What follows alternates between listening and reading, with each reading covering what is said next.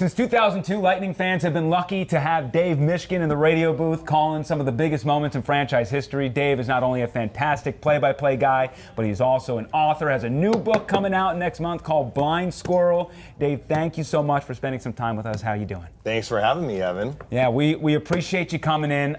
We just heard the call from that historic moment clinching back-to-back Stanley Cups here inside Amalie Arena. Do you have a favorite call in your 2+ decades of work with the Lightning? That's like asking you to choose your favorite kid in some ways. Look, the historic moments are obviously very memorable, and I try and stay in the moment. So if I'm thinking that this might be a big moment, I would probably mess it up. I do remember, though, in 2020, we were calling all the games off the monitor during the bubble tournament because I wasn't in Toronto or in Edmonton. And Anthony Cirelli scored a double overtime goal to clinch the Eastern Conference final for the Lightning. They were playing the Islanders. It was a tricky call. Like, it wasn't clear the puck was in, and everyone's kind of hesitating. And I thought I was right on it. And so I took some satisfaction that that was a big goal. It was a big moment. It was also a tricky call. Yeah. Off the monitor, 2 dimensions. So I don't know if that counts. No, that but counts. That's one of them. Yeah, anyway. no, that's absolutely. And that was a really dicey goal there. There was some pause there. It's one of those things where the players don't even know if they can fully celebrate yet. So that's awesome. Now, you've watched Jon Cooper coach his entire NHL career. Do you think that this is one of his best jobs ever, given the turnover that the team has faced entering the season and also the injuries they've had throughout the year as well?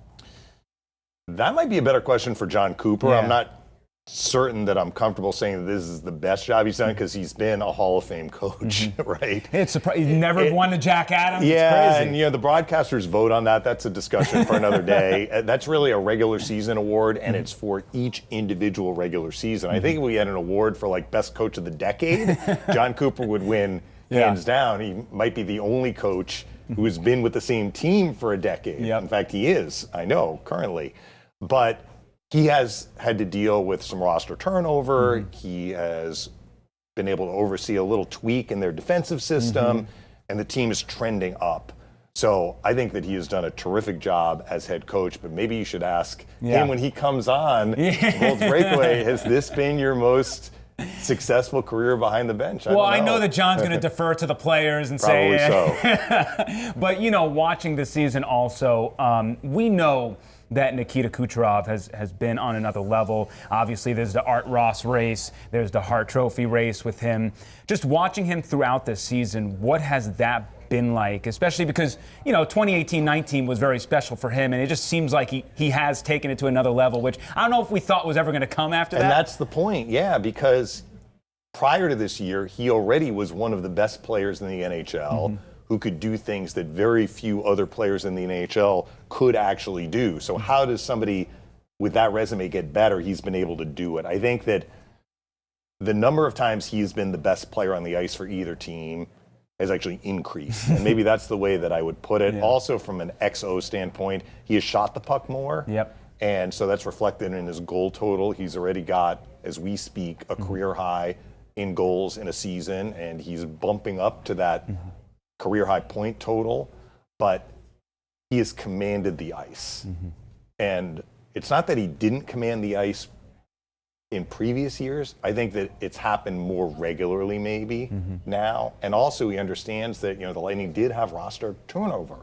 So he needed to maybe carry more of the load offensively, and he's done it for sure. Yeah, and people talk about leadership from a vocal standpoint. Sometimes you don't have to speak to really be a leader, and that's what Cooch, I think, has done all season long. Through the highs and lows, has really kept this team afloat. And there was a low moment against the Calgary Flames when they came to town.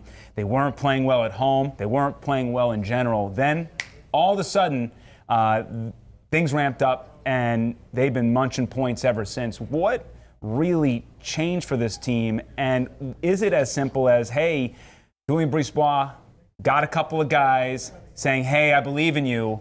I know it's not the headline trades that we're used to from JBB, but was it as simple as keep going? Well, it was after the Calgary game that they acquired Dumba and Duclair. So, we can draw a direct line after that game, they made the 2 additions, and they've been on a point streak ever since. So I think that that's part of it. They had a bad game against Calgary, and that was disappointing given where they were in the standings at that time. But I think generally in the second half of the year, they've had a better second half than first half. They did win 8 of 9 going into the All-Star break, and that happened in January. And I think it has been tied to keeping the puck out of their net more than they did at the start of the year.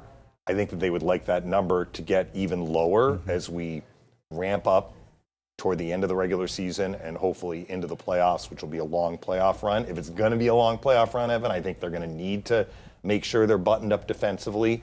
But what Duclair and Dumba have brought, first of all, they're good players, first and foremost.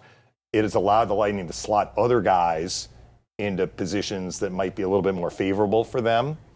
And I think both guys have added some life and juice on the ice and off the ice, because they have talked about it, but also their teammates have talked about what they have brought in that regard, kind of the intangible part of chemistry, if you will. So, look, both ads have been fantastic, and like you said, it happened right after that loss at home to Calgary, and the Lightning have been lights out ever since. Yeah, all of a sudden they've shifted from, hey, are they going to make it in the wild card race to, hey, they got a shot at Toronto. Last question about this team. We know about Nikita Kucherov being the MVP for this squad, but if there is an X factor, a guy who really this team needs to rely on for a long run in the postseason, assuming if they get there, who is that kind of lesser named guy who fans need to know, like, keep an eye on this person, he's going to be the engine for this team entering the playoffs?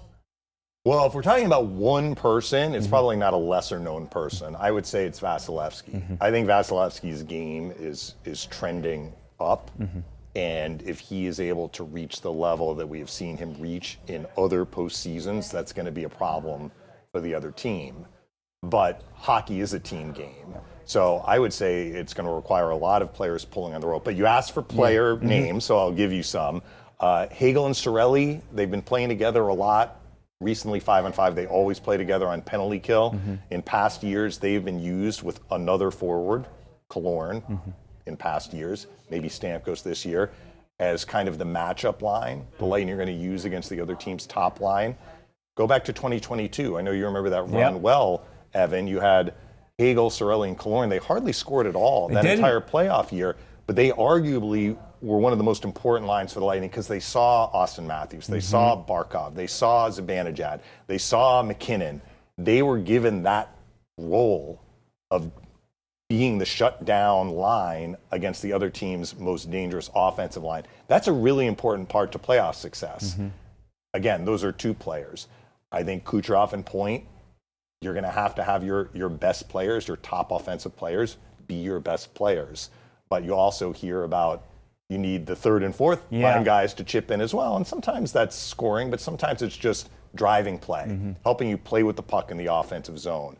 So winning in the playoffs is an all-hands-on-deck proposition. When the Lightning were winning cups in 2020 and 2021, it wasn't just one guy or two guys or three guys. Even though only one guy can win the Conn Smythe as playoff MVP, it was a lot more than just the one guy. And they're going to need that again this year. And we saw that with trades in the past. When they were really humming along, they weren't trading for the big names. They were getting those third and fourth liners and building that depth. And I'm glad you mentioned Hagel because the points are kind of dwindling for him. But I think his play has been just as strong because he's now moving into a different role. And those are the players that really excite me the most, especially with a guy like Hagel, Cirelli, who you mentioned. They both really can kind of be amoebas out there and trend into whatever role Jon Cooper's asking for. So that's great analysis. Now, let's get into your writing. Again, Blind Squirrel, you have such a busy schedule. I need to know when did you find time to write this thing, and what is Blind Squirrel about? Well, let me take the second part first. So in Blind Squirrel, Noah Nicholson is a minor league hockey player, captain of his team, who is silently struggling with his mental health. When he was 12, his parents died in a car accident, and he's dealt with mental health issues ever since. He's had a successful career, but then he sustains an injury and is forced to retire, and it's at that point that he's able to begin the healing process. And the Noah at the end of the book is in a much better place than the Noah at the beginning of the book. That's the arc. I actually had this idea back in the late 2000s and started writing and didn't get very far. Probably like a lot of people, like, I have this idea for a book. Maybe a lot of people don't have even that, but I had this idea, started writing, didn't write very much, didn't like what I had written, so I put it away. And it was in the spring of 2022, the Lightning were in that first round series against Toronto. One, they would ultimately win, but they were down in the series, and it was looking like we were kind of coming out of COVID. It was going to be, had they lost that first round series, a longer offseason than what I had in past years. And I said to my wife, Dulcie, like, what am I going to do this offseason? She said, why don't you go back to that novel that you started all those years ago? And I did go back to it, but I didn't write a word. I just thought about the story. So you said, when did I have time for this? It was funny, the Lightning got to the Stanley Cup final throughout that run. I was concentrating on broadcasting when the games were on, but a lot of my free time I was thinking about the story and kind of connecting the dots. And by the time the Lightning got to Denver for the Stanley Cup final, I kind of had the story written in my head. I had a roadmap. I had a beginning, middle, and end. And I started writing it actually in the Stanley Cup final and then the off season. So I wrote the entire novel in 3.5 months. Wow. Which surprised me, but it wasn't like I had to think about what was next. I fleshed out some of the chapters as I said, all right, I know what has to happen in this chapter, but there's still more details they need to add. And that happened during the writing process. But for me anyway, it wasn't like, what's around this next corner? I don't know. I needed to know what was around the next corner. And that was kind of the breakthrough that I had. And once I had the story, honestly, Evan, like, I had to write this thing. I wouldn't have been able to live with myself if after 15 years of putting it off on the back burner, I finally had the story and didn't see it through. So here we are a couple of years later. It's in published form. I have a book signing launch event on 4th Thunder Alley outside Amalie Arena before the Lightning play Ottawa on April 11th, but that's just the beginning. Obviously, fans can go to the website for the book, which is blindsquirrelnovel.com. I tried to set up a one-stop shop so you can have different ways of purchasing. If you like digital, you can get that. If you like print form, you can get that. And my job this summer is to try and spread it around Tampa Bay as well, so giving people an access to read it. But I believe in the story. Look, this business is subjective. What you do is subjective. What I do is subjective. Writing is subjective. I understand. This may not be for everyone, but I'm really happy with how it turned out, and I hope people who read it feel the same way. What was the inspiration? Because this is a heavy topic in the midst. With it seems like sports is kind of there in the background, but really, you're attacking some important things.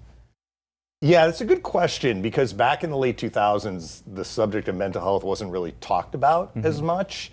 And I had this idea that, my character, he suffers a childhood trauma. And there are after effects from that. But it's interesting, in the 15-year gap between getting the idea and actually writing it, mental health has become really a prominent topic. In particular, I mean, not in particular, but including among hockey players. A lot of them have talked about struggles with their mental health. So I think it's timely. It is a made-up story. I drew on some of my own experiences, but I mean, it's not a memoir or anything like that. And you're right, so this is not a sports book, but it is a book with sports in it.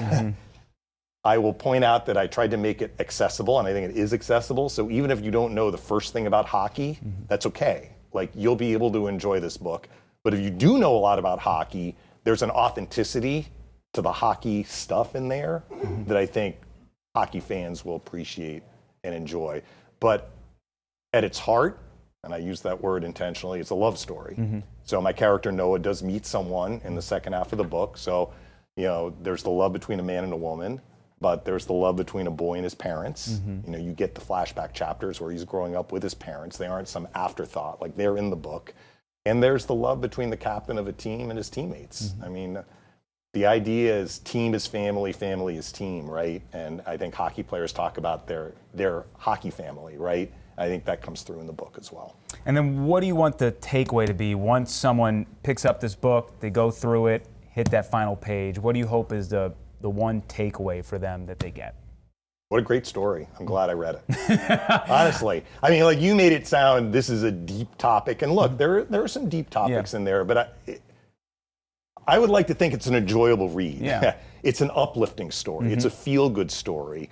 And I am donating a portion of the book's proceeds to Tampa Bay Thrives. The Lightning work with Tampa Bay Thrives. They're a nonprofit doing great work in our community to strike the stigma surrounding mental health. And I felt it was important to give back. I didn't write the book to make a lot of money, but I wrote the book to be read. And if people read it, that allows me the opportunity to give back to the community as well. But yeah, I hope the takeaway is I'm really glad that I picked up this book and read it. That's awesome. And one more time, if you can explain to people where they can get this book, when's it coming out, and ultimately where they can go. BlindSquirrelNovel.com. That's your one-stop shop. The pub date is April 7th. So right now you can do a pre-order. Come April 7th, you can just order it. And we'll have copies. Pro Shop will have it, in Amalie Arena, and I'm going to try and make sure that's the work in progress. And I'm going to try and get it in bookstores around the area. But the website is surefire. Like, you can go there and get a copy.